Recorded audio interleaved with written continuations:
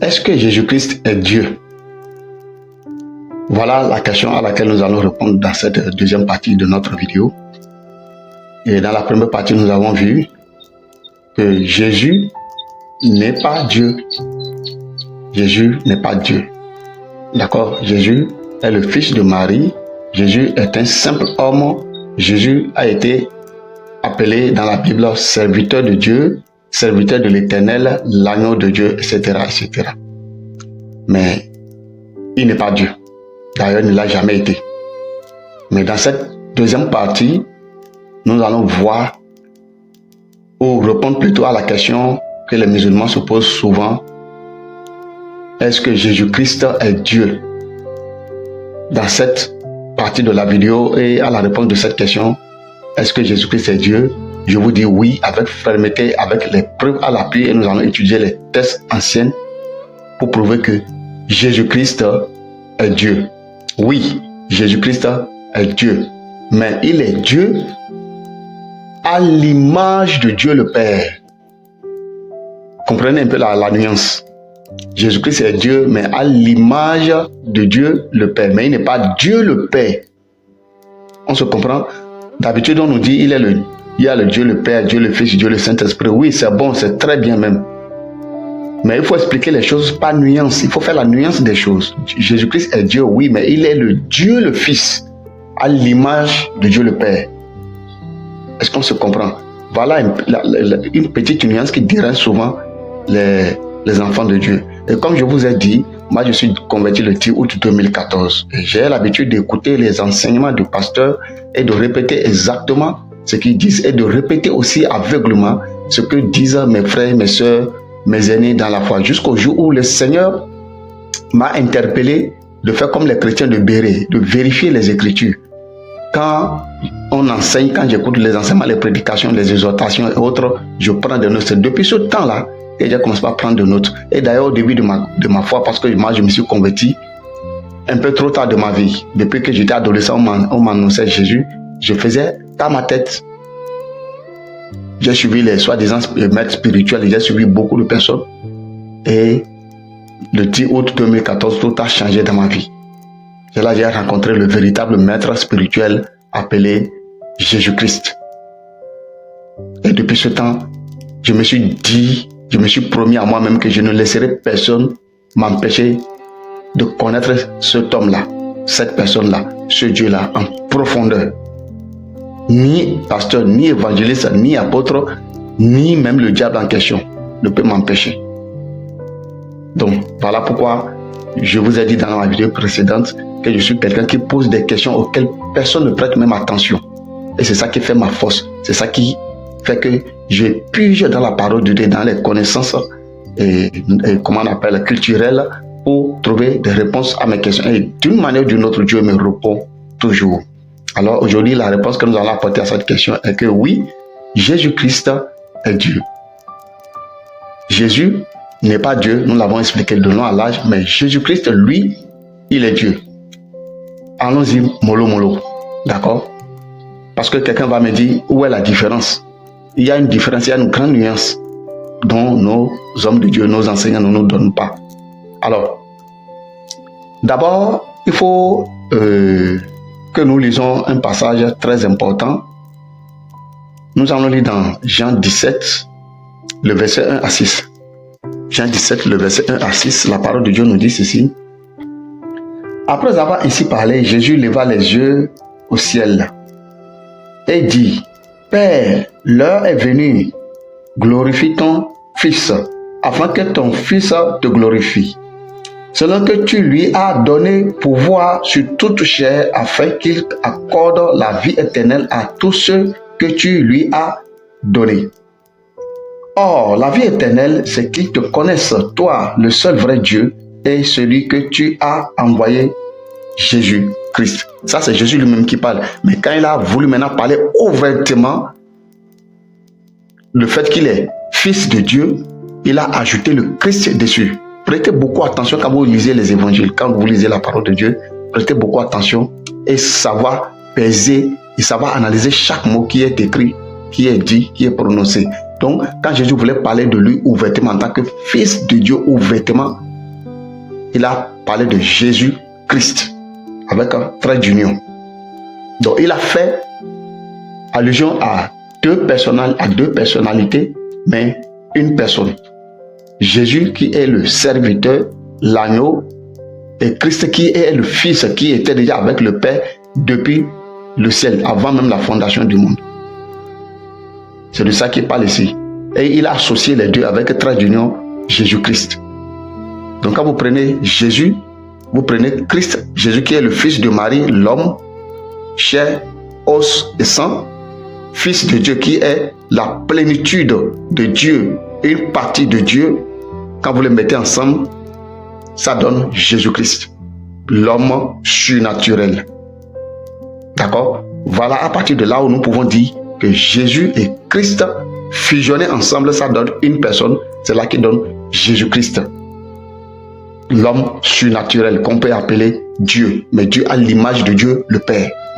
Nous allons y revenir, nous allons voir que même nous aussi en tant que chrétiens, nous sommes des dieux. Nous allons voir cela un peu plus tard.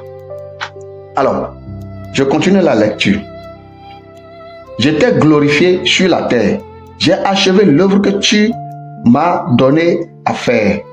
Et maintenant, toi, Père, glorifie-moi auprès de toi-même de la gloire que j'avais auprès de toi avant que le monde fût. Vous voyez? Il fait allusion à Proverbe 8. D'accord? Il parle de la sagesse.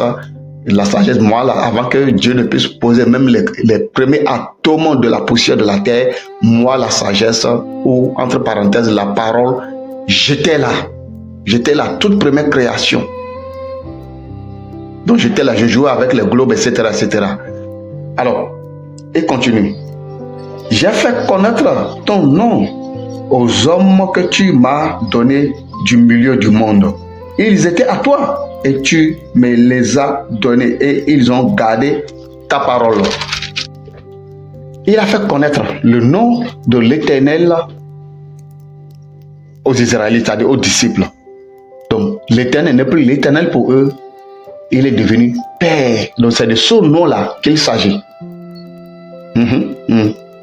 Ce n'est pas le nom de Jésus, ce n'est pas le nom de l'Éternel, mais le nom dont il parle ici, il parle de nom de Dieu dont tous les habitants de la terre qui connaissent Dieu, qui ont reçu Jésus comme Sauveur et Seigneur, le nom qu'ils doivent appeler désormais Dieu, le nom qu'ils peuvent donner à Dieu, ou le nom par lequel ils peuvent appeler Dieu, c'est mon Père, notre Père.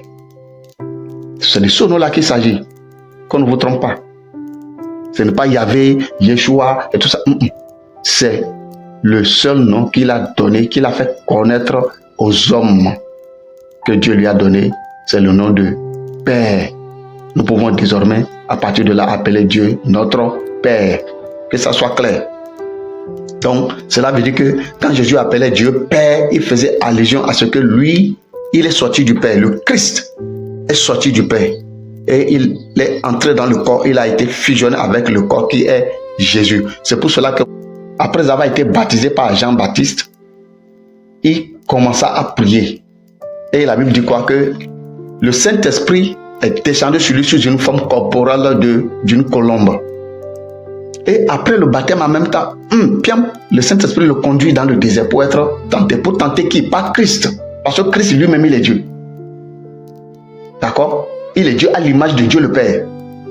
Mais pour tenter Jésus, l'homme, la chair, l'os et le sang, le Fils de Marie, c'est celui-là que l'Esprit de Dieu, Christ, l'Esprit de Dieu, le Saint-Esprit, a conduit dans le désert pour être tenté.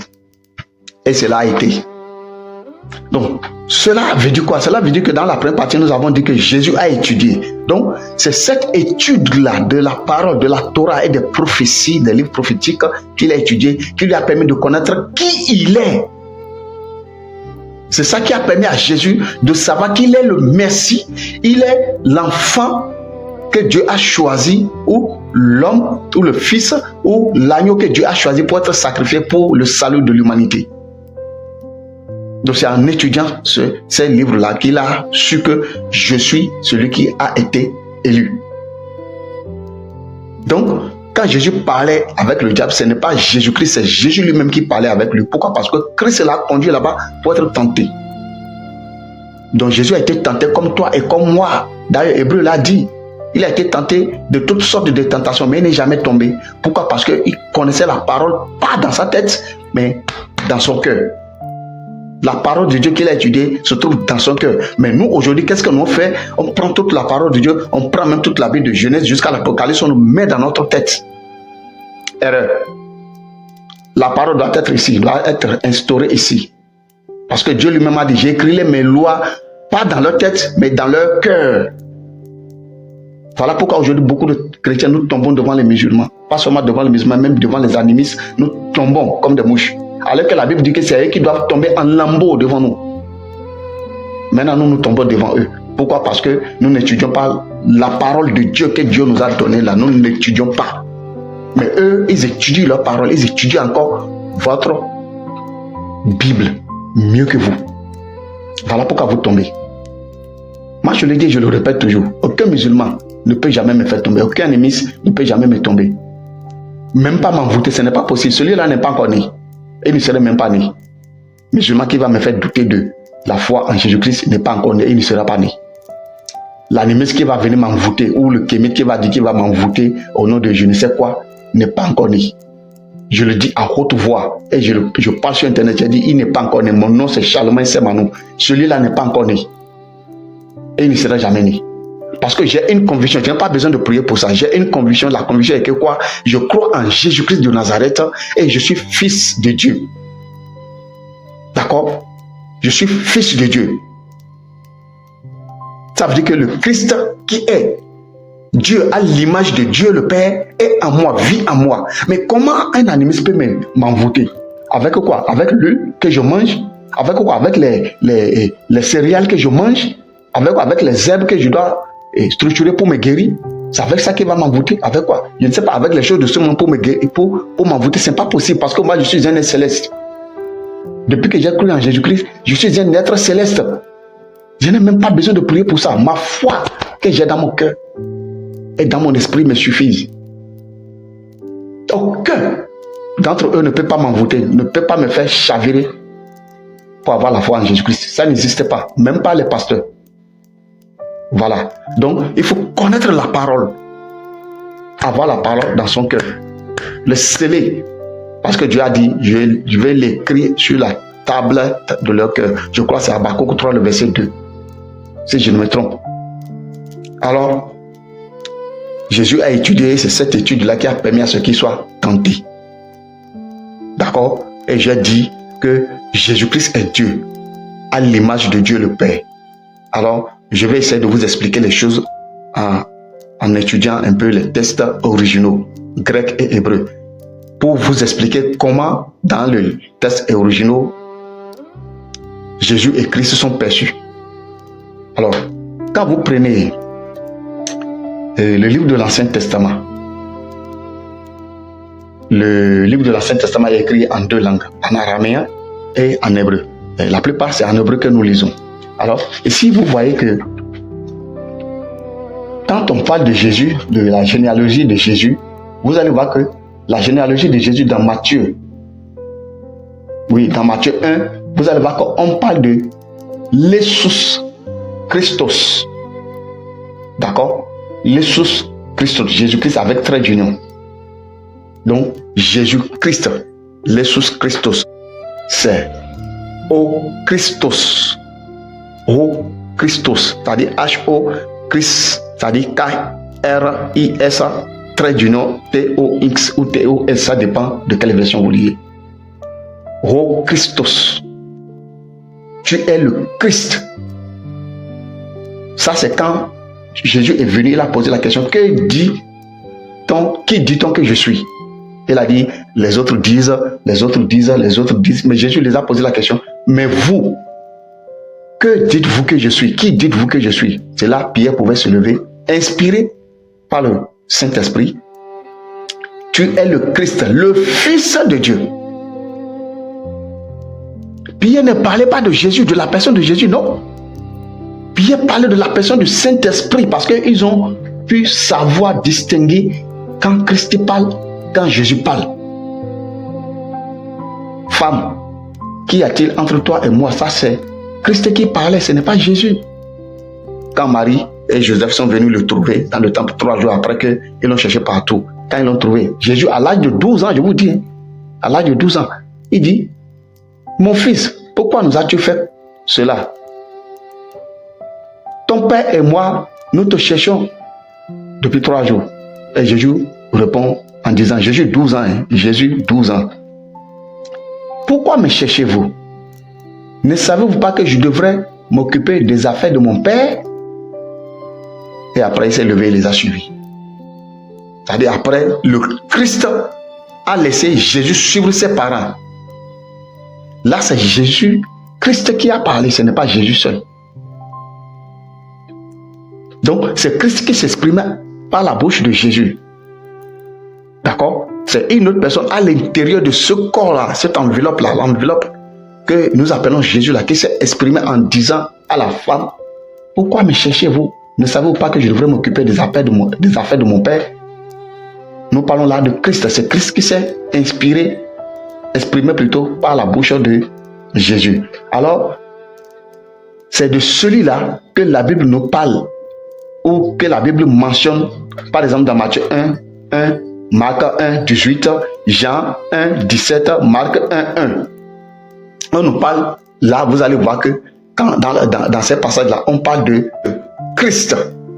Dans les textes originaux, ce n'est pas écrit Jésus-Christ, c'est écrit Christ, c'est-à-dire Christos.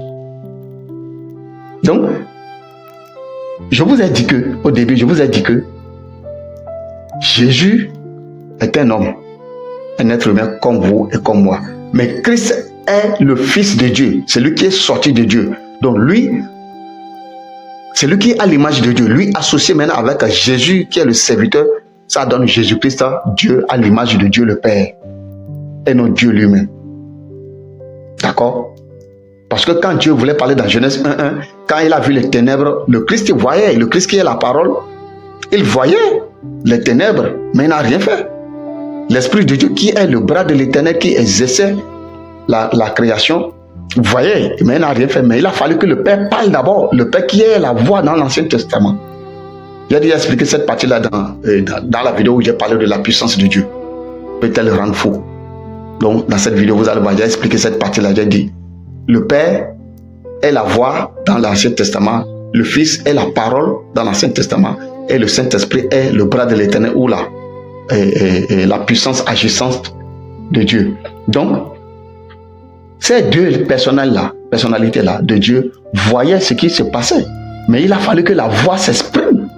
Il a fallu que la voix de l'Éternel s'exprime pour prononcer les mots de la parole, c'est-à-dire pour prononcer maintenant le Fils, qui est la parole. Que la lumière soit. Donc le Père s'est exprimé et la parole a agi. Et le Saint-Esprit a réalisé, a amené à l'existence la lumière. Donc c'est là, on parle maintenant des trois divinités, mais une seule personne, Dieu. Jésus seul n'est pas Dieu le Père. L'Esprit seul incarne les deux. D'accord? Jésus-Christ seul n'est pas Dieu le Père. Mais le Saint-Esprit incarne la voix et la parole.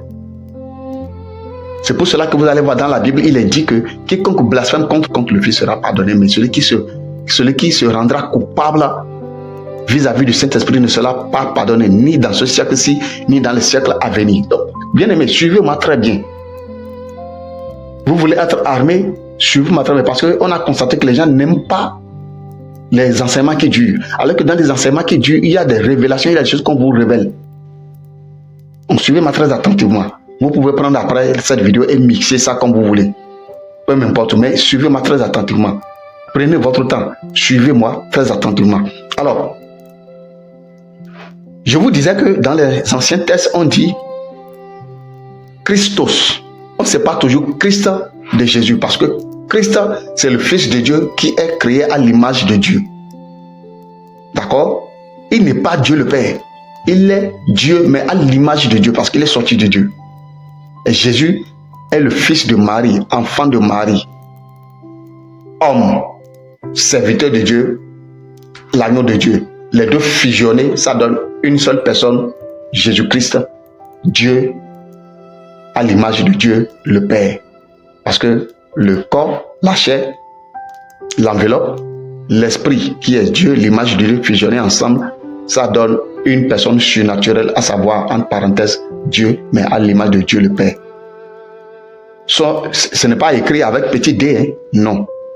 Il s'est écrit avec un grand D, mais il n'est pas Dieu le Père, il est Dieu le Fils. J'ai fait de mon mieux pour vous expliquer, parce que j'ai entendu la Sephora avait dit dans sa vidéo qu'on lui a expliqué, mais elle n'a rien retenu. Ça dépend de comment c'est expliqué. Chacun a sa façon d'expliquer les choses. Moi, j'ai ma manière d'expliquer les choses. Voilà. Donc, Jésus est prononcé à part dans les Nouveaux Testaments, surtout dans les Grecs, les textes anciens. Jésus est prononcé différemment et Christ est prononcé différemment. Donc, Jésus-Christ, vous allez voir, c'est écrit Jesus Christos. Il n'y a pas de trait d'union. D'accord? Jesus Christos. Maintenant, dans les prophéties, quand on parle de Jésus, le Messie, on parle de Yehoshua HaMashiach. Ça, c'est dans les textes hébreux. Quand on parle de Jésus en hébreu, on parle de Yehoshua, qui est sauveur, ou le sauveur, ou Emmanuel. Mais quand on parle de Christ, le Messie, on parle de HaMashiach. Donc, quand vous associez les deux, ça devient Yehoshua HaMashiach. Quand on parle de Yehoshua HaMashiach, les deux deviennent une personne surnaturelle. Donc, c'est celui-là qui est appelé Jésus-Christ Dieu. Parce que c'est deux personnes et deux personnalités différentes associées ensemble qui donnent une personne surnaturelle, à savoir Jésus-Christ. Ok? J'espère que j'ai été un peu plus clair par rapport à cela. Alors, revenons à nos passages. Maintenant, nous allons lire quelques passages où nous voyons, où c'est prononcé clairement que Jésus-Christ est Dieu. D'accord? Jésus-Christ d'abord est appelé Seigneur de toutes choses. Quand nous allons dans Philippiens 2, le verset 10, Philippiens 2, le verset 10, pendant que je cherche le passage, profitez pour vous abonner à la chaîne et activer la cloche de notification pour ne rien rater de nos prochaines vidéos. Philippiens 2, le verset 4 à 10, que nous dit la parole de Dieu? Il est écrit que chacun de vous, au lieu de considérer ses propres intérêts, considère aussi ceux des autres. Ayez en vous-même les sentiments qui étaient en Jésus-Christ. Jesus Christos. Là, dans les anciens textes, vous allez voir, c'est écrit Jesus Christos. Les sentiments qui étaient en Jesus Christos. Donc, lesquels existaient en forme de Dieu, n'a point regardé comme une proie à arracher d'être égal avec Dieu. Mais s'est dépouillé lui-même en prenant une forme de serviteur, en devenant semblable aux hommes et ayant paru comme un simple homme. Il s'est humilié lui-même, se rendant obéissant jusqu'à la mort, même jusqu'à la mort de la croix. Verset 9. C'est pourquoi aussi Dieu l'a souverainement élevé et lui a donné le nom qui est au-dessus de tout nom, afin qu'au nom de Jésus, pas Jésus-Christ, afin que au nom de Jésus, tout genou fléchit dans les cieux, sur la terre et sous la terre. C'est après que mon serviteur, à cause du travail de l'âme de mon serviteur, à cause du travail de son âme, il ramènera le cœur de plusieurs hommes à moi. Il portera mon salut jusqu'aux extrémités de la terre.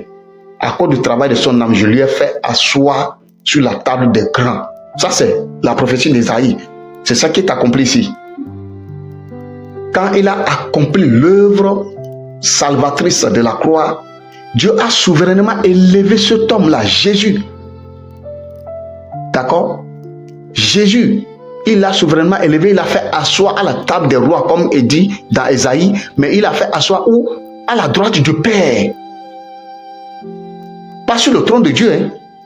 Faites attention, il n'est pas assis sur le trône de Dieu, il est assis à la droite du trône de Père, à la droite du trône de Dieu. Afin qu'au nom de Jésus, tout genou fléchit et que toute langue confesse que Jésus est Seigneur sur la terre et sous la terre, dans les cieux. Donc c'est après que Jésus a accompli la mission de serviteur qui est que son nom a été élevé au-dessus de tous les noms. Ça veut dire que il y a tout nom que vous pouvez prononcer. Mahomet, quoi la prononcer tout. Vierge Marie, en parlant de celle-là aussi. Bref, appelez tout nom que vous voulez. Vaudou, appelez Krishna, Bouddha, tous ces noms-là. Il y a un nom qui a été élevé au-dessus de tous ces noms-là, qui devient le patron de tous les autres noms, c'est le nom de Jésus. Par qui, quand nous prononçons, nous avons le mandat de recevoir la réponse à nos requêtes. Par ce nom, tout genou doit s'incliner. Quand vous êtes membre d'un citoyen d'un pays, vous êtes citoyen d'un pays, vous allez à la mairie ou à la préfecture avec un laissez-passer écrit par votre président ou même avec même la signature de la présidence. Mais c'est écrit au nom du président de la République. Vous pensez que si vous donnez ce papier-là, ce bout de papier-là, quand vous donnez ça à la préfecture ou à la mairie ou dans une province quelconque, on ne va pas vous laisser passer, on va vous laisser passer. Tant qu'on certifie que la signature là est portée par le papier là est porté par la signature du président ou de son porte-parole ou de son adjoint. Vous pensez que ce bout de papier là ne va pas vous donner le laisser passer? Ça va vous donner le laisser passer, et le bout de papier là va vous laisser passer. Vous avez le droit de passer.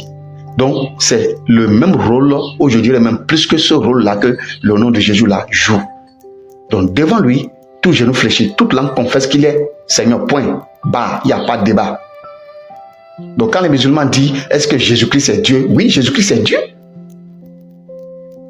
Je leur ai donné raison s'ils disaient, Jésus n'est pas Dieu. Quand ils disent Jésus n'est pas Dieu, je peux leur donner raison, comme je l'ai expliqué dans ma première vidéo. Jésus n'est pas Dieu, il n'a jamais été Dieu. Mais Jésus-Christ, lui en question, il est Dieu. Mais Dieu à l'image de Dieu le Père, pas Dieu le Père. Il est à l'image de Dieu le Père. Que ça soit clair dans nos têtes et dans nos cœurs, à tous. Donc voilà. Il est Dieu à l'image de Dieu le Père. Donc, afin qu'au nom de Jésus, que tout genou fléchisse et que toute langue confesse que Jésus-Christ, vous voyez, c'est écrit là, Jésus-Christ est Seigneur à la gloire de Dieu le Père. Le verset 11 du livre de Philippiens et de l'épître de Philippiens que nous venons de lire. Donc Jésus-Christ, elle est Dieu, mais à la gloire de Dieu le Père. Donc c'est pour cela que Jésus pouvait répondre à ses disciples dans l'évangile de Jean et dit que celui qui m'a vu a vu le Père. Parce que je crois, c'est Philippe qui a posé la question, je crois. Hein. Il dit, mais montre-nous le Père et cela nous suffit. Et Jésus pouvait lui répondre, il dit, mais voilà, c'est Philippe. Il dit, mais Philippe, ça fait si longtemps que je suis avec vous et tu ne me connais pas. Celui qui m'a vu a vu le Père. Ça, c'est Christ qui parle à l'intérieur de Jésus. C'est Christ qui s'est exprimé à travers la bouche de Jésus pour lui dire, si tu m'as vu moi, Christ, moi, Jésus-Christ, là, quand tu me vois là, tu as déjà vu le Père. Parce que le Père est en moi, moi je suis en le Père. C'est pour cela qu'aujourd'hui, nous les enfants de Dieu, nous les chrétiens, nous disons que Christ en nous, nous sommes dans le Christ et Christ est en nous. Donc avec Christ, nous sommes un. C'est pour cela que dans la prière sacerdotale que Jean ou que Jésus a fait, Jésus nous a consacrés à Dieu.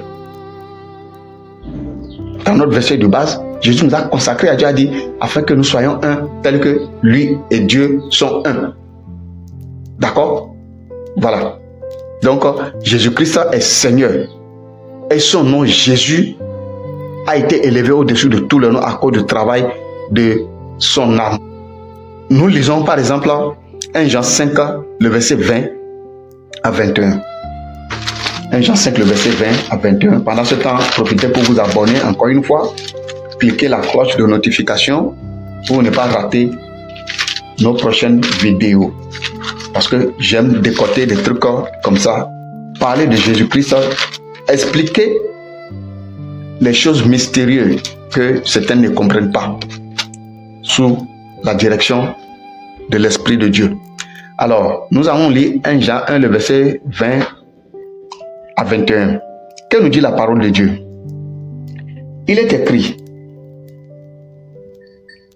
nous savons aussi que le Fils de Dieu est venu et qu'il nous a donné l'intelligence pour connaître le véritable. Et nous sommes dans le véritable, en son Fils Jésus-Christ, encore avec trait d'union, en son Fils Jésus-Christ. C'est lui qui est le Dieu véritable et la vie éternelle. Vous voyez? Il dit, nous savons aussi. Et à la fin, il dit, c'est Jésus là qui est le Dieu véritable. Le Dieu véritable à l'image de Dieu, le Père, ou à la gloire de Dieu, le Père. L'image et la gloire, même chose. Selon moi, mon explication. D'accord? Parce que Jésus est sorti du Père. Il n'est pas le Père. Christ est sorti du Père. Il n'est pas le Père. Mais les trois fusionnés ensemble deviennent une personne. Et vous allez voir qu'à la fin de temps, quand tout jugement sera rendu, les trois là vont redevenir un et Jésus va perdre son autorité. Il sera soumis, Jésus-Christ sera soumis maintenant à Dieu. Nous allons voir cela plus tard. C'est pourquoi je vous ai dit, je vais vous révéler des choses ici. Donc, il faut rester connecté. Suivez-moi très attentivement. Je sais que la vidéo est longue, oui, j'en suis conscient, mais il est nécessaire que nous puissions étudier cette parole-là de long à large. Alors, Jésus, Christ est le Dieu véritable, mais, moi je rajoute le mais à la gloire de Dieu le Père. Jean 1, le verset 1 à 4. Jean 1, le verset 1 à 4, que nous dit la parole de Dieu. La Bible dit, au commencement était la parole, et la parole était avec Dieu, et la parole était Dieu. Proverbe 8, le verset 22 à 30, que je viens de citer précédemment, où la parole ou la sagesse dit, avant que Dieu ne puisse poser les premiers atomes de la poussière, le premier atome de la poussière, moi, la sagesse, entre parenthèses, la parole, j'étais, parce que j'ai été créé premièrement. Je suis sa première création. La parole a été la toute première création de Dieu. Il est le premier-né de Dieu. Donc, il était avec Dieu. On dit quoi? Était la parole. Au commencement était la parole. La toute première création de Dieu, c'était la parole, le Fils. Et la parole était avec Dieu. Le Fils était avec Dieu. Et la parole était Dieu. Le Fils était Dieu. Mais à l'image de Dieu le Père. C'est clair. Continuons. Elle était au commencement avec Dieu. Toutes choses ont été créées ou ont été faites par elle. Et rien de ce qui a été fait ou ce qui a été créé n'a été fait ou n'a été créé sans elle. En elle était la vie. Et la vie était la lumière des hommes.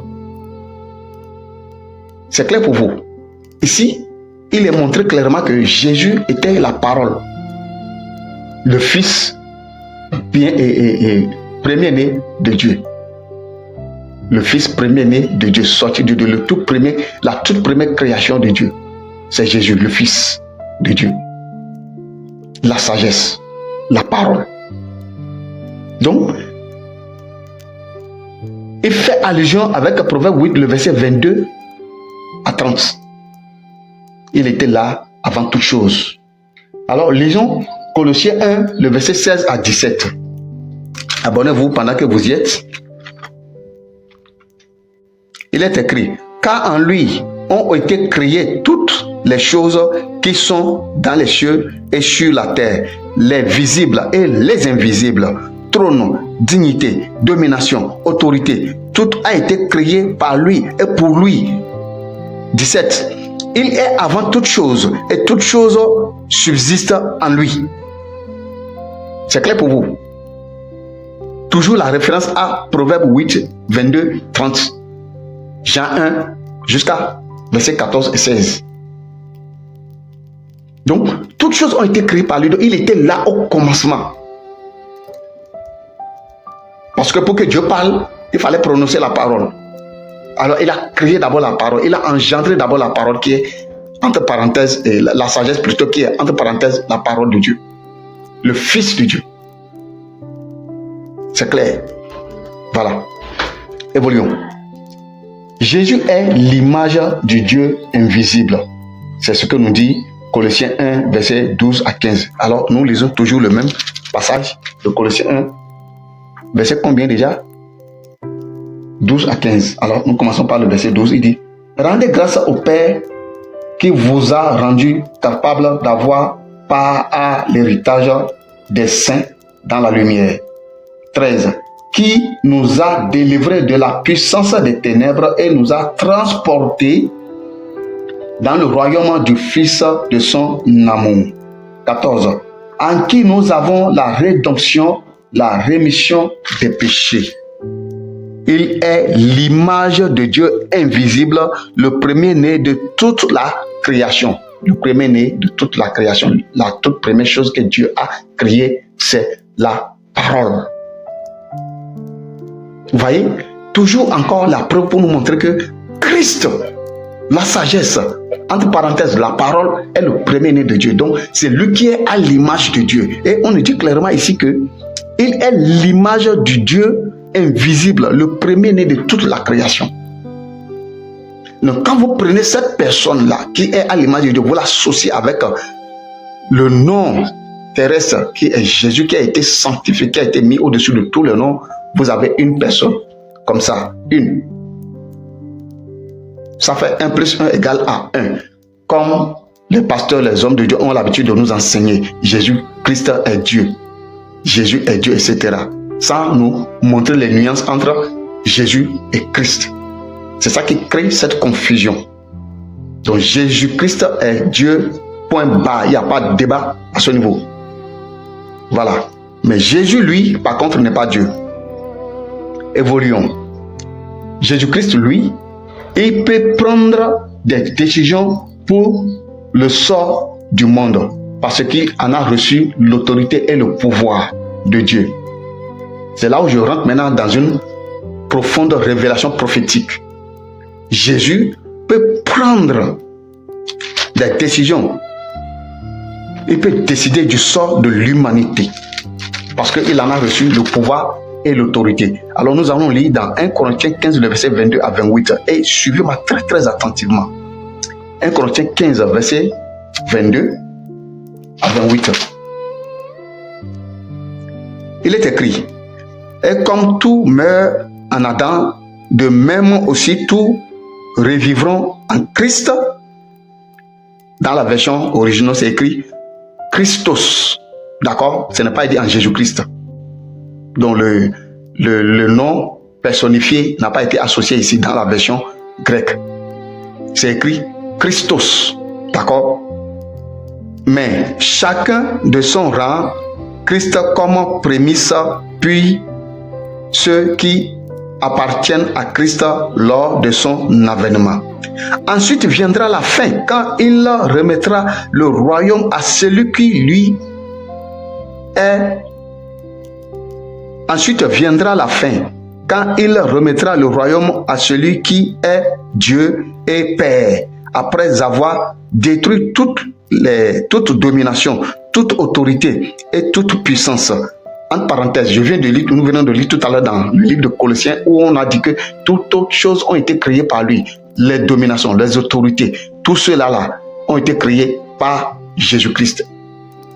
Par Christ plutôt, qui est la parole, la sagesse de Dieu. Et qui sont ces dominations, ces autorités-là? Il s'agit des différentes catégories des anges. D'habitude, nous savons seulement, nous disons seulement les anges, et parfois d'autres connaissent les archanges, mais on ignore les autorités, les dominations, les trônes et autres là. Il y a 9 corps d'anges. Il y a 9 corps d'anges dans le lieu céleste. Il y a 9 corps d'anges, 9 différents types d'anges. Nous allons revenir dessus après.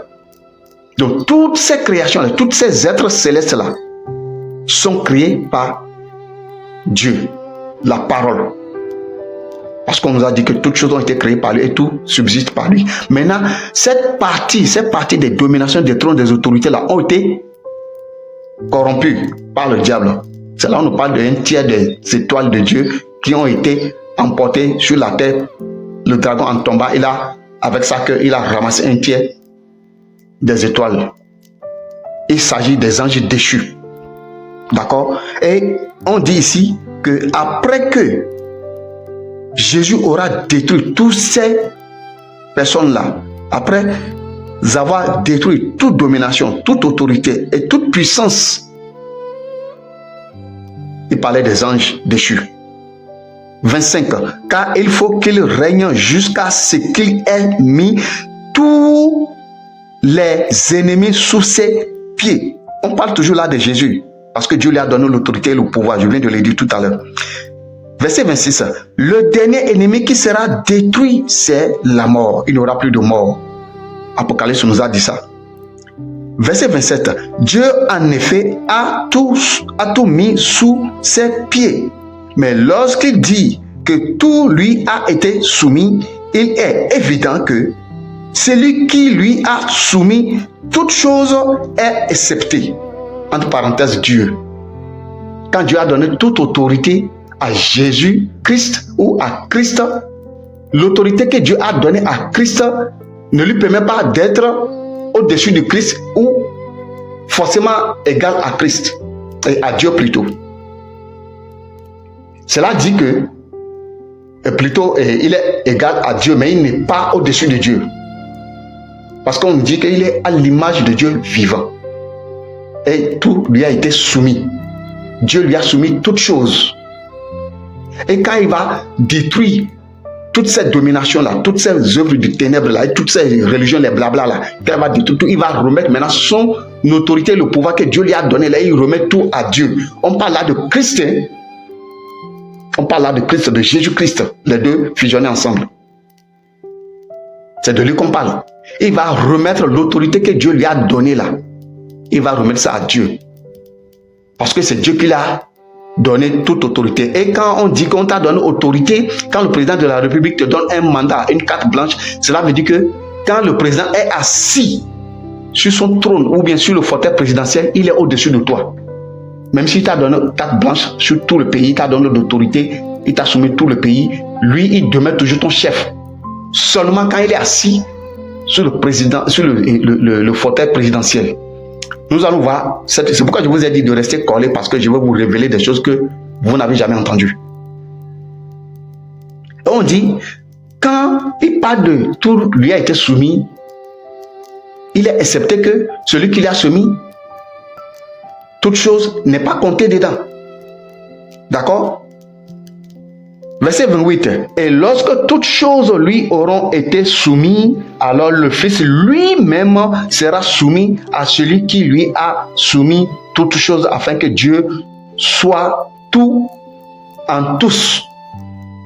Là maintenant, je touche maintenant le bout. Jésus-Christ là sera soumis à Dieu le Père après que le monde sera jugé. D'ailleurs, même dans le Coran, on dit que c'est Jésus qui viendra juger le monde. Déjà, le Coran vous dit déjà indirectement que Jésus-Christ est Dieu.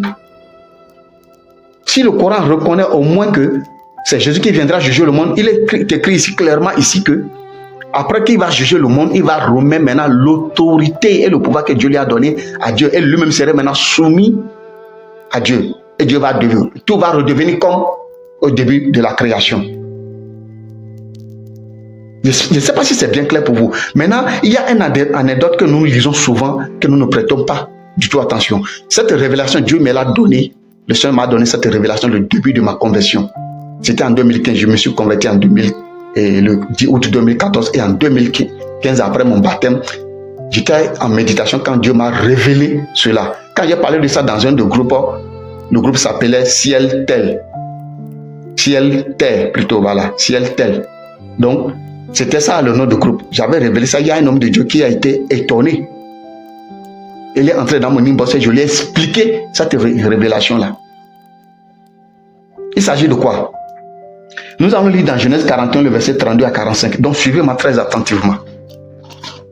Il s'agit là de la révélation dont Dieu m'a donnée pour expliquer l'autorité que Jésus a reçue de Dieu. Vous connaissez bien déjà cette histoire. Vous n'avez jamais fait le lien entre cela et la vie de Jésus-Christ et l'autorité de Jésus-Christ. Alors, qu'est-ce qu'il est écrit? Nous avons dit quoi? Genèse 41, le verset 32 à 45. 32 à 45. Alors, voilà, nous y sommes. Il est écrit ici. Si Pharaon a vu, là, il s'agit de songe du Pharaon, quand Pharaon a fait 2 rêves, de vaches maigres et des épingles maigres et tout ça là. Et Joseph est venu, il a expliqué le songe à Pharaon. D'accord? Et c'est là maintenant, nous parlons ici maintenant de ce que Joseph était en train d'expliquer à Pharaon. Donc c'est le songe de Pharaon que nous sommes en train de lire ici et les propos de Pharaon. Il est écrit ici le verset 32. C'est Joseph qui parle. Si Pharaon a vu le songe se répéter une seconde fois, c'est que la chose est arrêtée de la part de Dieu et que Dieu se hâtera de l'exécuter. Maintenant, que Pharaon choisisse un homme intelligent et sage et qu'il le mette à la tête de tout le pays d'Égypte. Que Pharaon établisse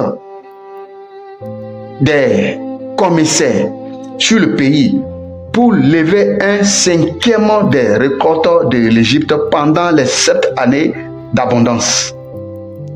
Qu'il rassemble tous les produits de ces bonnes années qui vont venir, qu'il fasse sous l'autorité de Pharaon de amas de blé, des approvisionnements dans les villes et qu'il en ait la garde. 36. Ces provisions seront prélevées pour le pays pour les 7 années de famine qui arriveront dans le pays d'Égypte afin que le pays ne soit pas consumé par la famine. 37. Ces paroles plurent à Pharaon et à tous ses serviteurs. Verset 38. Pharaon dit à ses serviteurs, trouverions-nous un homme comme celui-ci, ayant en lui l'Esprit de Dieu? Pharaon qui se fait appeler Dieu, retrouve maintenant que Dieu se trouve dans Joseph. 39. Et Pharaon dit à Joseph, puisque Dieu t'a fait connaître toutes ces choses, il n'y a personne qui soit aussi intelligent et aussi sage que toi. 42 et 40. Je t'établis, voilà d'où vient la révélation. Suivez-moi très attentivement. Je t'établis sur ma maison et tout mon peuple obéira à tes ordres. Le trône seul me lèvera au-dessus de toi. Je fais pause et je reviens sur ce que j'avais dit. Quand Dieu a soumis toute autorité, toute chose à Jésus-Christ ou à Christ, il est évident que Dieu lui-même est excepté. Dieu n'est pas sous l'autorité de Jésus. Dieu est le maître, il demeure toujours le maître de Christ. D'accord? Il demeure toujours le maître de Christ Jésus. Et c'est lui qui ordonne maintenant les ordres. Il donne des ordres maintenant à Christ. Et Christ maintenant nous les donne. Nous allons voir tout ça là aussi un peu devant. Alors, il dit, le trône seul me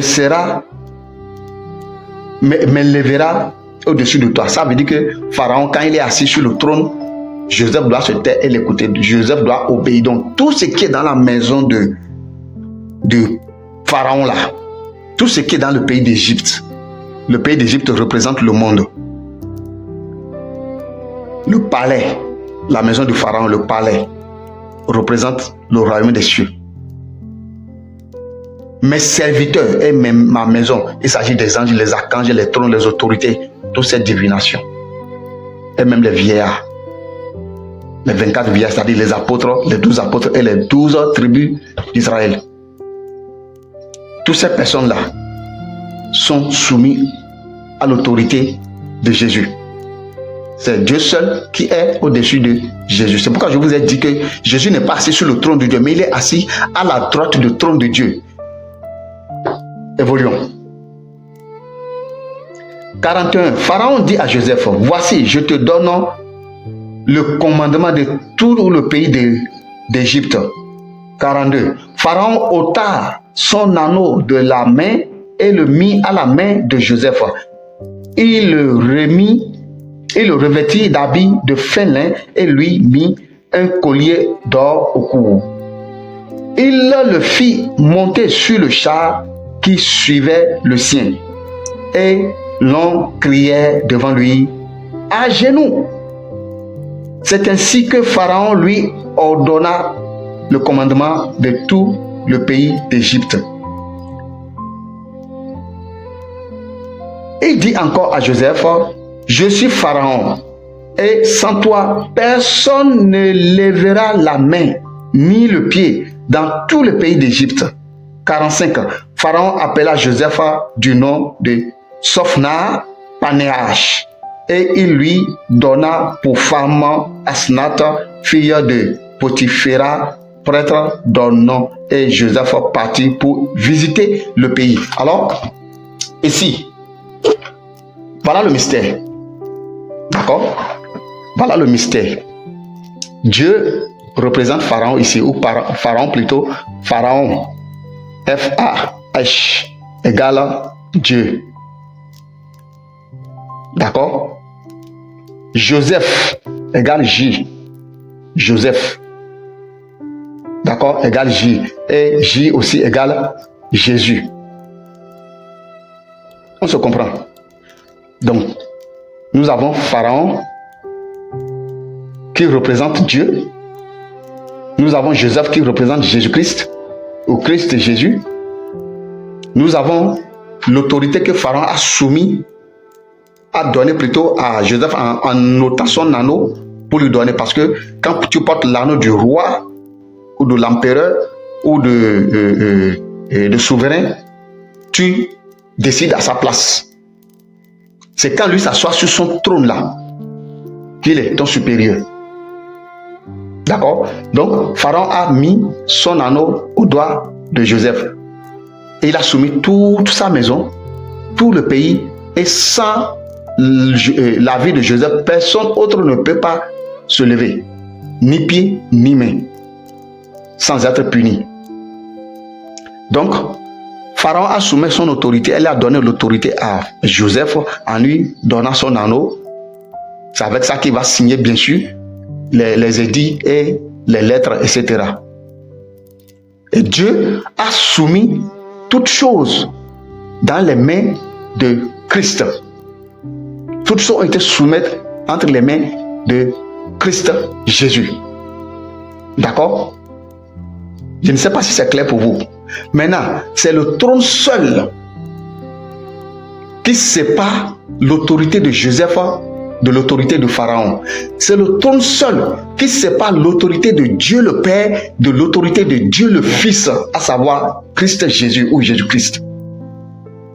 Donc c'est pourquoi je vous ai dit que Jésus-Christ est Dieu à l'image de Dieu le Père et non le Dieu le Père. C'est bien clair pour vous. Donc, Jésus-Christ est Dieu, mais à l'image de Dieu le Père, à la gloire de Dieu le Père. Il a l'autorité qui lui a été, le pouvoir qui lui a été donné par Dieu lui-même, Dieu le Père, pour qu'il puisse juger le monde entier. Même le Coran le dit. Après avoir jugé le monde, après avoir soumis toutes choses, enlevé tout ce qui est ténèbres, et que la nouvelle Jérusalem sera descendue sur la terre, et que les hommes auront maintenant la tranquillité, la paix, et la mort sera bannie, la mort sera vaincue, etc., etc. Quand toutes ces choses-là, qui ont été déclenchées dans le livre de Genèse 3 à 4, où l'homme a mangé le fruit, quand toutes ces choses-là seront détruites, Christ lui-même va remettre l'autorité, le pouvoir que Dieu lui a donné à Dieu pour que Dieu soit l'unique maître de l'univers. Sur ce point, le Coran a encore une fois raison. Les musulmans ont encore une fois raison en disant que le Saint-Esprit sera soumis à Dieu à la fin du temps. Mais sauf qu'eux, ils ont dit qu'à la fin des temps, que le Saint-Esprit sera détruit par Dieu. Non, non, non, non. Le Saint-Esprit ne sera pas détruit. Le Saint-Esprit lui-même retournera le mandat que Dieu lui a donné à Dieu.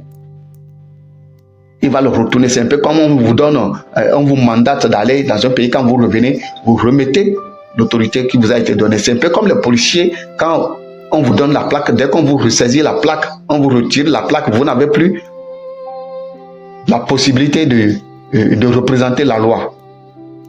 La loi revient au commissaire ou à celui qui vous a donné la plaque et qui vous a aussi retiré la plaque. Voilà, donc après que Jésus sera, toute chose sera détruite, Jésus va retourner son autorité à Dieu et Dieu demeurera le seul, unique autorité sur la terre et dans l'univers tout entier. Maintenant, pour finir, Dieu est le maître de Jésus-Christ. Et Jésus-Christ est notre maître à nous. C'est pourquoi vous allez voir que tous les apôtres, quand ils veulent parler de Dieu, et parler de leur mission, ils parlent toujours du Seigneur Jésus-Christ. Prenons un exemple. Quel passage je vais lire maintenant? Prenons un exemple, prenons n'importe quel épître. Nous allons prendre un épître. Bon, nous prenons Romains par exemple. Romains, premier chapitre, voilà. Livre de Romains, premier chapitre, il dit Paul, serviteur de Jésus-Christ. Vous voyez? Paul, serviteur de Jésus-Christ, appelé à être apôtre, mis à part pour annoncer l'évangile de Dieu. Ça, c'est Romains 1. Bon, pour que vous soyez plus convaincus, lisons encore autre épître. Autre épître, bon, nous sommes dans Galates. Là, je vais chercher le premier chapitre. Galates, premier chapitre, Galates 1. On dit encore, Paul, apôtre, non de la part des hommes, ni par un homme, mais par Jésus-Christ et Dieu le Père. Vous voyez la nuance? Paul, rempli du Saint-Esprit, il fait la part des choses. Jésus-Christ qui est le Seigneur et Dieu le Père. Donc c'est les deux là qui lui ont donné l'autorité de servir en tant qu'apôtre. Cela veut dire quoi? Cela veut dire que Dieu a donné l'autorisation à Jésus-Christ de choisir ses serviteurs. Et Jésus a choisi les 12 apôtres. Parce que souvenez-vous que dans les évangiles, Jésus a prié toute la nuit. Et c'est le lendemain qu'il a choisi les 12 apôtres. Ça veut dire que Jésus-Christ a conversé avec Dieu le Père toute la nuit. Et il a reçu maintenant l'autorité ou l'ordre ou le commandement de choisir 12 apôtres. Exactement comme Moïse l'a fait. Bien-aimé, lisez votre parole, tout est dedans. Exactement comme Jéthro qui a fait connaître Dieu à Joseph, après que Joseph a rencontré Dieu dans le buisson et Adam, quand il est revenu vers Jéthro, c'est Jéthro qui lui a enseigné. C'est vrai que tout n'a pas été écrit, mais c'est Jéthro qui a recadré Joseph. Parce que quand Joseph a fui de l'Égypte, il est venu là, il est tombé sur Jéthro. Ce n'est pas un fruit de hasard. C'est Dieu lui-même qui a permis à ce qu'il puisse tomber sur ce homme-là. Parce qu'il est le seul prophète de Madian, c'est-à-dire de Soudan. Quand on parle de Jéthro, on parle des Madianites, on parle des Soudanais. Ce sont des Soudanais. Dans la Bible, quand vous entendez Madian et Couche là, Madian veut dire Soudan, Couche veut dire Éthiopie. Donc, c'est le seul homme capable qui connaît Dieu. C'est lui qui a instruit Joseph sur plusieurs passages, sur plusieurs choses de Dieu. D'accord? Alors, cet homme a vu Moïse assis depuis le matin en train de juger toute une nation. Épuisé, l'homme est venu lui dire, mais que fais-tu là? Il a dit non, Joseph a dit non, tu sais, je suis l'homme de Dieu, je suis le juge, je suis le porte-parole de Dieu. Donc, quand le peuple a des divergences, ils viennent vers moi pour écouter le jugement de Dieu. Dieu a dit, mais, et Joseph a dit, mais, tu es fou. Si tu continues comme ça, tu vas mourir vite. Choisis 12 personnes, 12 hommes dans tous les 12 tribus qui vont représenter chaque tribu.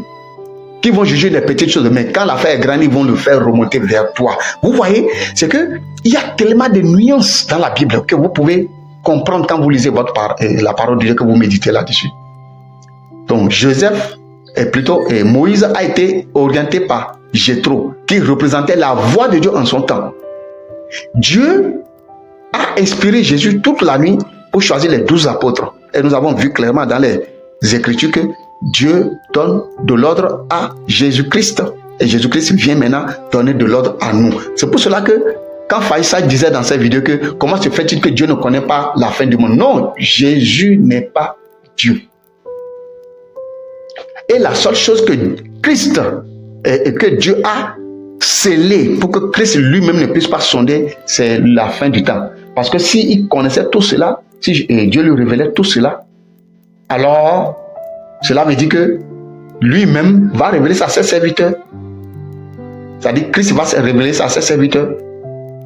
Donc c'est pour cela que je vous disais que Jésus-Christ est Dieu, mais à l'image ou à la gloire de Dieu. Mais il n'est pas Dieu le Père, parce que c'est Dieu le Père seul qui détient toute chose, toute connaissance.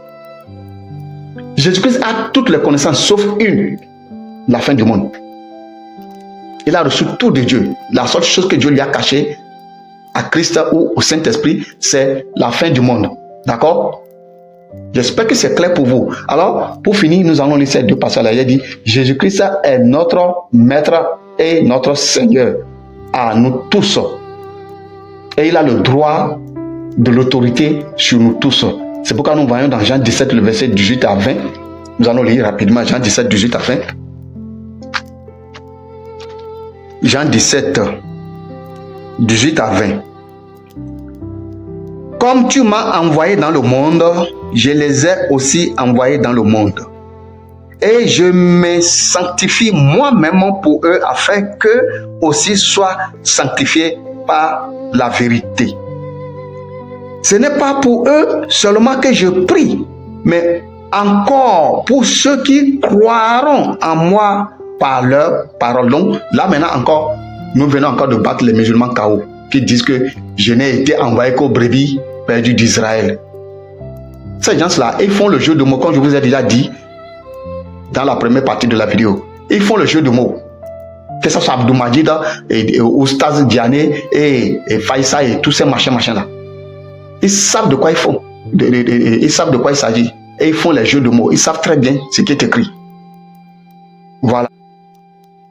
Donc Dieu a envoyé Christ dans le monde pour sauver le monde. Nous avons vu ça dans Ésaïe, dans plusieurs passages, que Jésus est le serviteur. Mais Christ est incarné en lui pour venir accomplir la gloire de Dieu, la mission qui lui a été assignée. D'accord? Alors, quand Christ voulait partir, étant donné que nous l'appartenons, nous étions pour Dieu et Dieu nous a donné à Christ, parce que nous venons de lire ce passage-là. Il a dit, ils étaient à toi, mais toi tu me les as donnés. C'est toujours dans Jean 17. Maintenant, je les envoie comme tu m'as envoyé et que je viens dans le monde. Maintenant, je quitte le monde. Oh Père, maintenant, fais en sorte qu'ils puissent demeurer un en moi et en toi, que nous puissions être un. Donc Dieu a envoyé Christ et Christ nous envoie dans le monde. Et nous sommes des envoyés de Jésus-Christ dans ce monde pour prêcher, et c'est ce que je fais exactement, pour prêcher et enseigner la parole de Dieu. Dernier passage que nous allons voir. Nous sommes tous des serviteurs de Christ. C'est pourquoi nous avons lu quelques passages tout à l'heure à l'introduction des épîtres. Nous voyons que les apôtres, bon, nous allons laisser maintenant l'apôtre Paul. Nous allons prendre l'apôtre Jean. Alors, nous prenons l'apôtre Jean. Nous allons voir qu'est-ce qu'il a été écrit dans son premier passage. Ok. Apôtre Jean. Jean. La parole de vie.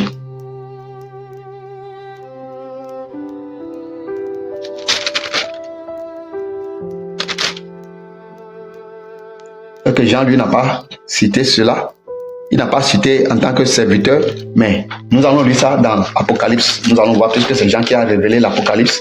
Nous allons vérifier dans Apocalypse 1. Apocalypse 1.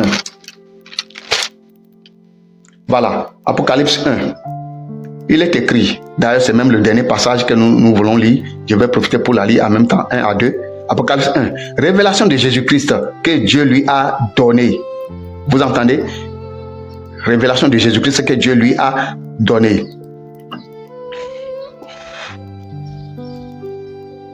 Pour montrer à ses serviteurs les choses qui doivent arriver bientôt et qu'il a fait connaître par l'envoi de son ange à son serviteur Jean.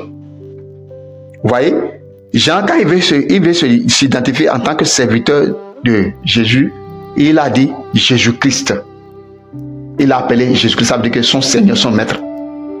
Et souvenez-vous, quand, comment il s'appelle déjà, Thomas a appris que Jésus est ressuscité, il a douté, il a dit, si je n'ai pas touché de doigt, mets la main dans la plaie, je ne croirai pas.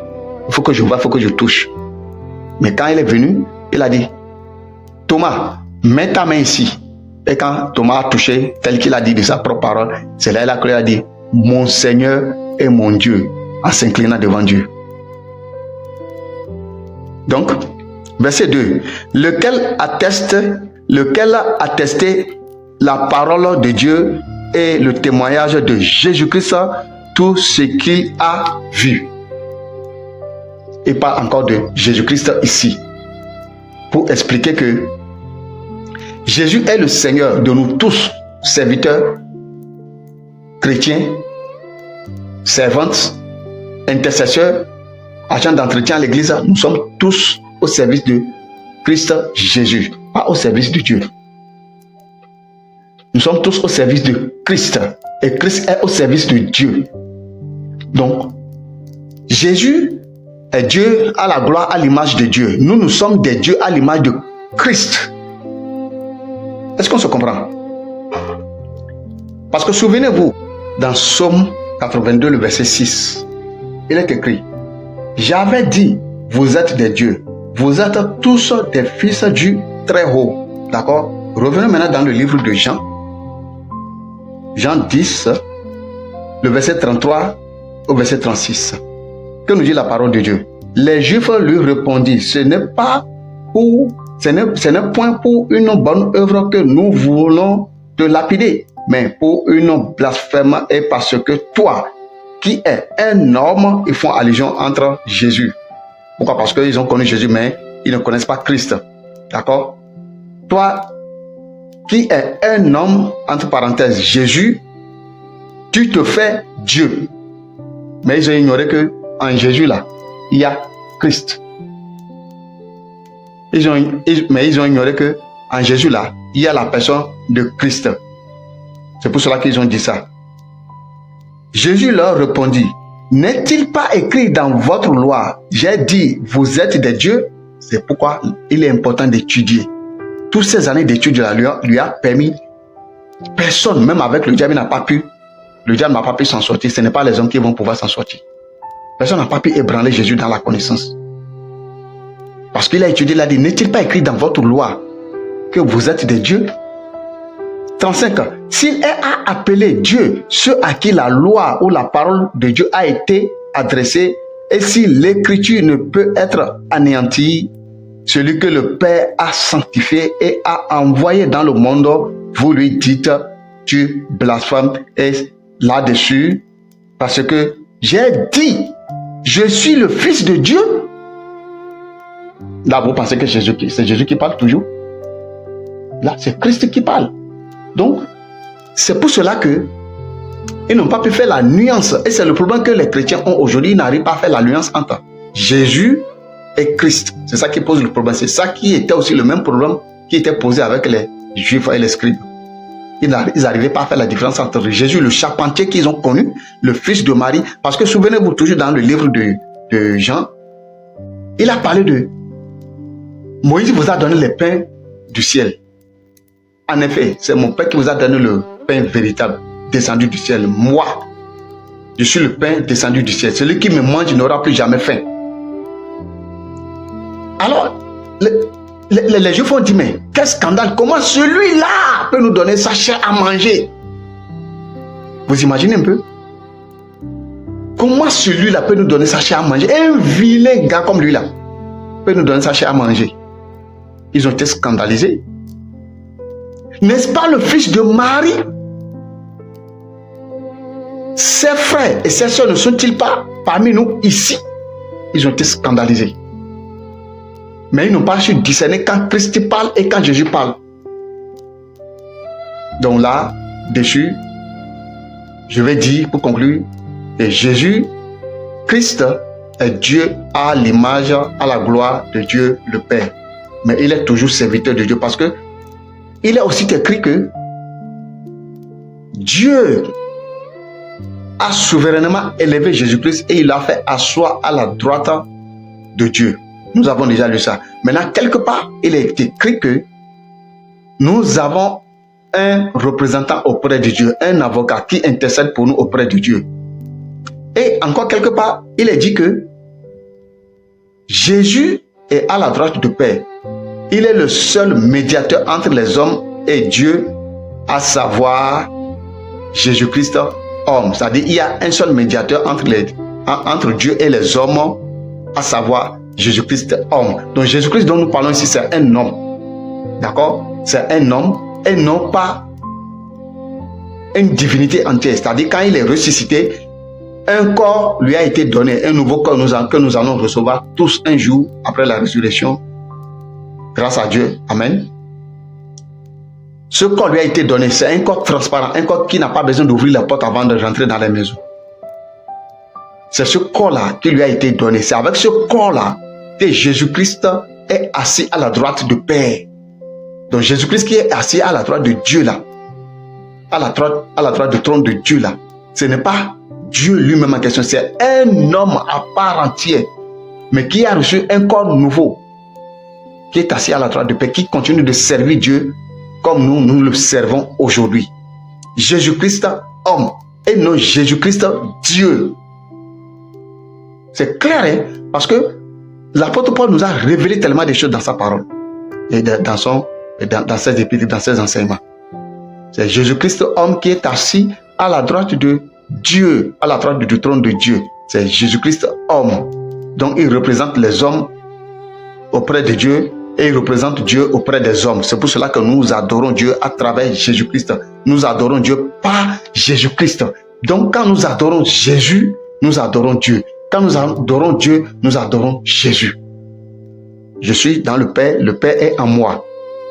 Christ est en nous, nous sommes en Christ. C'est nous seuls qui n'avons pas le droit de recevoir l'adoration qui est adressée à Dieu, de le recevoir. Non. Jésus lui seul, Christ lui seul a le droit de recevoir cette adoration-là. Pourquoi? Parce que lui, son Dieu est écrit avec un grand D. Nous, notre Dieu que nous sommes est écrit avec un petit D.